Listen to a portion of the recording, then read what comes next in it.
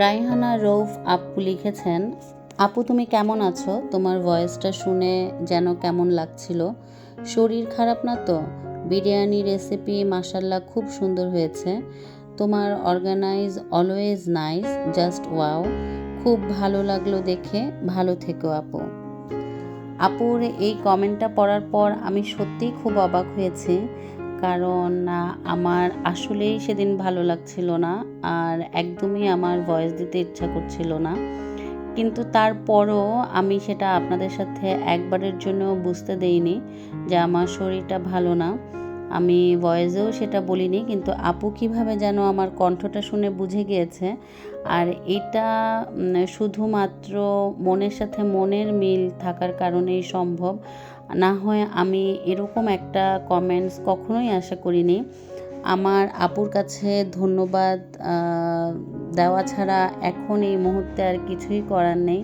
আমি মন থেকে আপুর জন্য অনেক দোয়া করি যেন আপু সবসময় এভাবে ভালো মনের অধিকারী থাকে, কারণ একটা ভালো মনের অধিকারী যদি না হয় কেউ, তাহলে কিন্তু আরেকজনের ভেতরের খবরটা জানা সম্ভব না।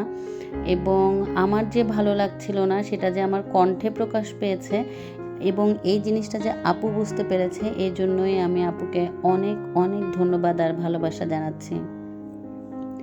আসসালামু আলাইকুম, আমি Jannatul Ferdous Piya family bonding Bangla blog channel থেকে আরেকটা নতুন ব্লগ নিয়ে এসেছি।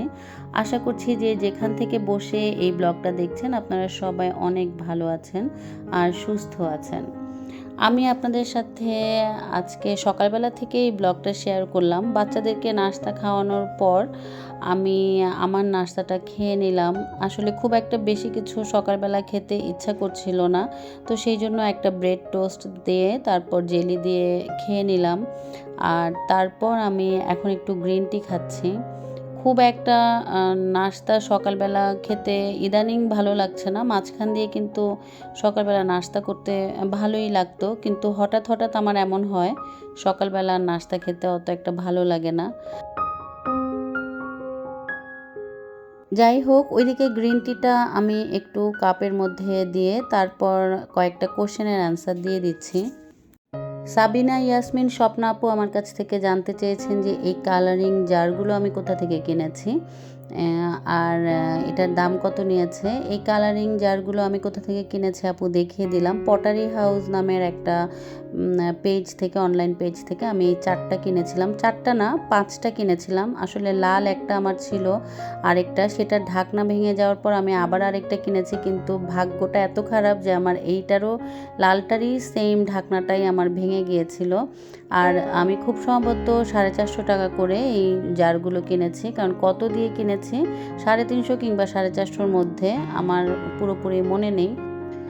ফারহানা খান প্রিয়তা আপু আমার কাছ থেকে জানতে চেয়েছেন যে এই ফ্লাওয়ার যেই আমি জারটা আছে সেটা কোথা থেকে কিনেছি, এবং সেই সাথে এই যে কিচেন টাওয়ালগুলো আছে সেগুলো আমি কোথা থেকে কিনেছি। তো আপু, এই ফ্লাওয়ার জারটা আমি নিউ মার্কেট থেকে কিনেছিলাম।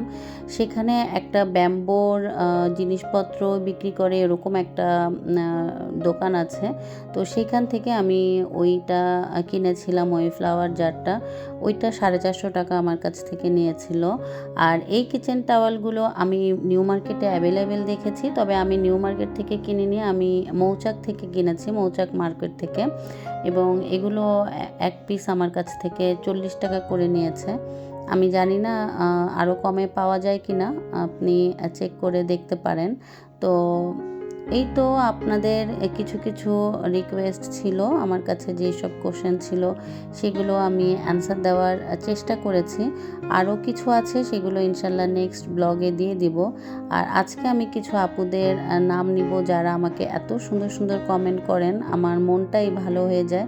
এবং অনেক ব্লগার আপু আছেন, তাদের নামটাও আজকে আমি ইনশাল্লাহ কিছুটা নেওয়ার চেষ্টা করব। এই তো, এই জারগুলো কিন্তু আমি গত ব্লগে আপনাদের সাথে শেয়ার করেছিলাম, যেগুলো চেঞ্জ করে আমি তারপর সেই আমার নতুন যেই জারগুলো আছে সেগুলোতে রেখেছি মশলাগুলো। এখন এগুলোকে একদম ধুয়ে দেখতে পাচ্ছেন পরিষ্কার করে শুকনা করে তারপর আমি কার্টুনের মধ্যে আস্তে আস্তে রেখে দিব, কারণ এগুলো যেহেতু আমি এখন আর এই বাসায় ব্যবহার করব না, তাই ভাবছি এগুলোকে সুন্দর করে রেখে দিলে এগুলো সেফ থাকবে আর ভেঙে যাওয়ার ভয় থাকবে না।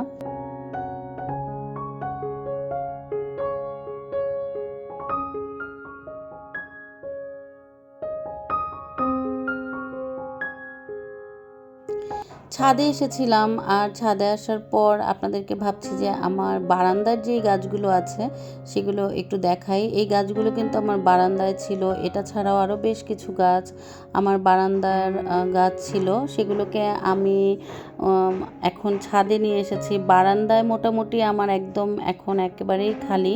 বারান্দার যে গাছগুলো আমি লাগিয়েছি সেগুলো সব ছাদে আনার পর বারান্দাটা একদম খালি হয়ে গেছে। মোটামুটি এখন আসলে বারান্দায় ওইভাবে কোনো রকমের কিছু আমার করার ইচ্ছে নেই আর কি।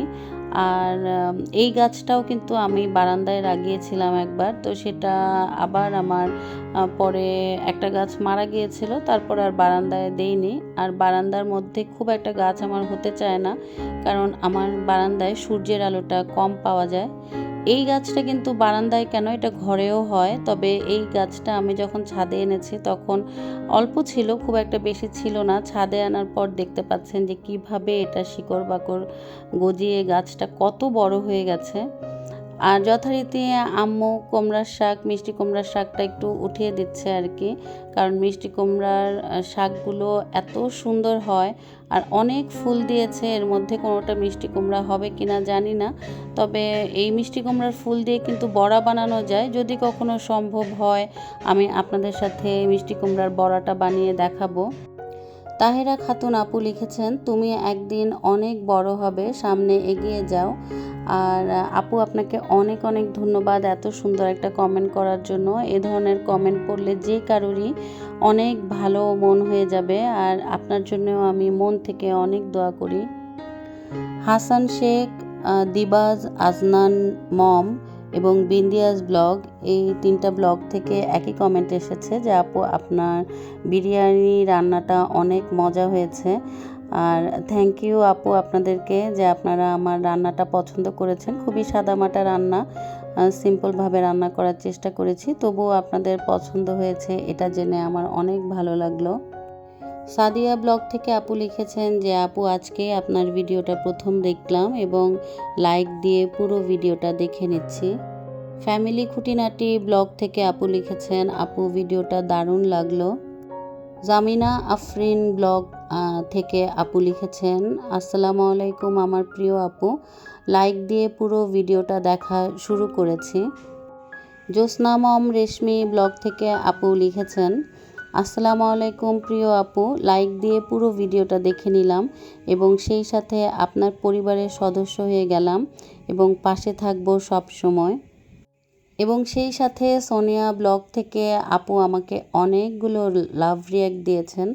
আপনাদের সবাইকে অনেক অনেক ধন্যবাদ জানাচ্ছি। আরও অনেক আপু ভাইয়ারা আমাকে কমেন্ট করেছেন, তো সেগুলো তো আর একটা ব্লগে আমার পক্ষে বলা সম্ভব না। আমি চেষ্টা করেছি আজকে কিছু আপুদের নাম নিতে, আর কিছু আপুদের নাম যাদের আমি নিতে পারিনি তাদেরকেও মন থেকে ধন্যবাদ জানাচ্ছি। ইনশাল্লাহ কখনো না কখনো কোনো না কোনো ভিডিওতে আবার আপনাদের সবার আমি নাম নেওয়ার চেষ্টা করব, কমেন্টগুলো পড়ার চেষ্টা করব। আপনারা যতটা যত্ন নিয়ে কমেন্টগুলো আমাকে লেখেন ততটা যত্ন নিয়ে কিন্তু আমি পড়ার চেষ্টা করি, এবং আমার কমেন্টগুলো কিন্তু আমি আপনাদের ভাইয়াকেও মাঝে মাঝে দেখাই, যেটা আমার খুব ভালো লাগে। সেটা কিন্তু আমি আপনাদের ভাইয়ার সাথে শেয়ার করি, আমার আম্মুর সাথে শেয়ার করি, কারণ আম্মু আমাকে অনেক বেশি ইন্সপায়ার করে। আম্মুর একটা কথা আমার এত ভালো লেগেছে, আম্মু আমাকে বলছিল যে সন্তান যেমন মায়ের পেটে 9 মাস থাকে, তেমন কিন্তু ব্লগটাও একটা সন্তানের মতো। এত তাড়াতাড়ি এখান থেকে সফলতা আসবে না, আস্তে আস্তে একটু একটু করেই তারপর সফলতা আসবে, আর যখন এই সফলতাটা আসবে সেটার আনন্দ অন্যরকম থাকবে। তো আম্মুর এই কথাটা আমার আসলে সারা জীবনই মনে থাকবে এবং আমি সেইভাবেই কাজ করার চেষ্টা করব। এইটা হচ্ছে তেলাকচু শাক, তেলাকচু পাতা, তো এটা দিয়ে কিন্তু রান্না করে ভাজি করে যেভাবেই যে করা যায় করে খাওয়া যায়। তো কথা বলতে বলতে কিন্তু আমি আপনাদের সাথে আমাদের পুরো ছাদ বাগানের আমের যেই ফলনটা সেটা দেখিয়ে দিলাম। যেহেতু ব্লগ আমি করছি, সাথে আপনাদের সবার কমেন্টও পড়ছিলাম, সেই জন্য আর বাগান সম্পর্কে কিছু বলা হয়নি। যাই হোক, বারান্দার মধ্যে কিন্তু আমার ওই যে শেলফটা সেটা ছিল, এটা আড়ং থেকে কেনা ছিল। তো এগুলো আমি রেখে দিয়েছি, আমার ঘাস কার্পেট এগুলো আমি উপরে এখন এনে রেখেছি, বারান্দায় থাকতে থাকতে ময়লা হয়ে যাবে। তো সেই জন্য এগুলো রেখেছি, পরে যখন বাসা চেঞ্জ করব তখন এগুলো নিয়ে যাব আর কি। বাসায় চলে এসেছি, আর বাসায় আসার পর তারপর আমি একটু ভাবলাম যে আমার প্রিয় আপুদের সাথে শপিংয়ের জিনিসগুলো না শেয়ার করলে আমারও ভালো লাগে না, আপুদেরও ভালো লাগে না। কারণ আপুরা আমি বুঝতে পারি যে শপিংয়ের ব্লগগুলো একটু বেশি দেখতে চান। আর আপনাদের জন্যই আমি দেখিয়ে দিচ্ছি যে আমি 2টা সিরামিক্সের পাতিল কিনেছি। এত কিউট এই পাতিলটা যে কি বলবো। আমার ছেলে, ছোট ছেলে মেয়ে দুজনই বলছিল মাম্মা অনেক কিউট পাতিল। আসলে এটা খুবই কিউট একটা পাতিল। আমি চায়ের জন্য এটা কিনেছি, আর একটা অনলাইন পেজ থেকে কিনেছিলাম এটা। এবং এটা আমার কাছ থেকে 1780 টাকা নিয়েছিল ডেলিভারি চার্জ সহ। আর এটা চুলায় দিয়েও রান্না করা যায়, সেই জন্যই আমি আসলে মেনলি কিনেছিলাম যে 1 কাপ 2 কাপ চা আমি এটাতে জাল দিয়ে খেতে পারবো। আর যেহেতু নতুন বাসায় ওঠার একটা চিন্তা, সেই জন্যই কিন্তু আমার এগুলো শপিং করা, ওখানে নতুন করে বিসমিল্লাহ করে ইউজ করব, বের করব। তো এটা মনের মধ্যে একটা অন্যরকম স্বপ্ন। তো সেই জন্যই টুকটুক করে একটু একটু করে আমি আসলে গুছিয়ে নিচ্ছি, কেনাকাটা করে নিচ্ছি। আর সেই সাথে আপনাদের সাথে শেয়ার করতে পারলে তো আমার আরও বেশি ভালো লাগে। এটাও কিন্তু একটা সিরামিক্সের পাতিল, এটাও আমি কিনেছি। হচ্ছে সেমাই রান্না করতে পারবো, দুধ জাল দিতে পারবো, চা বানাতে পারবো, যখন বেশি মানুষ হবে তখন চা দিতে পারবো। আগেরটা ছিল 500 ml এর, আর এটা হচ্ছে 900 ml এর। তো খুবই সুন্দর আসলে, আর অনেক ওয়েট। এগুলো যেহেতু আমি চুলায় ইউজ করব, একটু ওয়েটটা বেশি হবে। আর আপনাদের কাছে কেমন লেগেছে আমাকে কিন্তু কমেন্ট করে জানাবেন। এইটার প্রাইসটা আমার এই মুহূর্তে মনে নেই, যদি কেউ জানতে চান আমাকে কমেন্ট করলে আমি আপনাদেরকে প্রাইসটা জানাবো, এটার প্রাইসটা কত নিয়েছে। আর খুবই সুন্দর। আমি আরও কিছু জিনিস কিনেছি, তো সেগুলো নেক্সটে দেখাবো। আমি আরও কিছু পাতিল কিনেছি। তো যাই হোক, আর এই হচ্ছে আমার আজকে শপিং, আমার খুবই পছন্দের শপিং, মন প্রাণ জুড়ানো শপিং। এগুলো শুধু কবে ইউজ করব এখন সেটাই একমাত্র চিন্তা, যে আমি কবে যাব, কবে এগুলো ইউজ করব আর আপনাদের সাথেও শেয়ার করব। কেমন হয়েছে আমাকে কিন্তু অবশ্যই কমেন্ট করে জানাবেন, তাহলে আমার অনেক বেশি ভালো লাগবে। এগুলো দেখানোর পর এখন চলে যাই রান্নায়। আমি বেশ কিছু রান্না কিন্তু করে রেখেছিলাম, ভিডিও করে রেখেছিলাম। তো সেগুলো না আমার আসলে আপনাদের সাথে দেখাতে দেখাতে এত দেরি হয়ে যায়। তো ইদানিং ভাবছি যে নতুন আর রান্না করব না, যে আগের রান্নাগুলো আছে সেগুলোই আপনাদের সাথে শেয়ার করে দিই, পরে আবার নতুন রান্নাগুলো করব। কারণ মোবাইলও সব লোড দিতে পারে না, অনেক ভিডিও আসলে এভাবে জমে গেছে। তো রান্না আমি এটা বেশ কিছুদিন আগে করেছিলাম, সেটা একটু শেয়ার করি। আমি চিংড়ি মাছ দিয়ে রান্না করেছি হচ্ছে কচুর ছড়া। তো এইভাবে রান্না করে নিলাম। আর সেই সাথে রান্না করতে করতে কিন্তু আমি আপনাদের সাথে একটা রিকোয়েস্ট করতে ভুলে গিয়েছি। আশা করি আপনারা বুঝে গিয়েছেন যে যদি আজকের এই ভিডিওর কোনো অংশ ভালো লাগে তাহলে প্লিজ একটা লাইক দিয়ে দিবেন। আর যারা আমার এই চ্যানেলে নতুন, আজকেই প্রথম আমার এই ভিডিওটি দেখছেন, যদি দেখতে দেখতে কোনো কিছু ভালো লাগে তাহলে কিন্তু চাইলে আমার বন্ধু হয়ে যেতে পারেন। আর বন্ধু হওয়ার জন্য একটা সাবস্ক্রাইব করার দরকার। আর যদি চান যে আমার এই ভিডিওগুলো আরও মানুষ দেখুক, তাহলে কিন্তু চাইলে আপনাদের বন্ধু এবং পরিবারের সাথে ভিডিওগুলো শেয়ারও করে দিতে পারেন। ওইদিকে তো কচুর ছড়াটা আমি চুলায় বসিয়ে দিলাম, আর এদিকে একটু আমি গুঁড়া মাছ, কাচকি মাছ আর কি, সেটা আলু দিয়ে রান্না করে নিচ্ছি, হাতে মেখে দিয়েছি। আর এই ধরনের মাছ, হাতে মাখা মাছ তো আমি আপনাদের সাথে আরও অনেকবার শেয়ার করেছি, তাই আর মুখে বললাম না যে কী কী দিলাম। আর কচুর ছড়ার সাথে কিন্তু আমি এই যে পুঁই শাক এটা দিয়েছি, আর এই পুঁই শাকগুলো কিন্তু ছাদের থেকে তুলে আনা হয়েছিল। তো সেই পুঁই শাকটা দিয়ে আমি কচুর ছড়াটা রান্না করে নিচ্ছি। ছাদে কিন্তু পুঁই শাক, তারপর এই যে মিষ্টি কুমড়ার শাক, তারপর তেলা কচু, তারপর আলুর শাক, অনেক ধরনের শাকই আছে।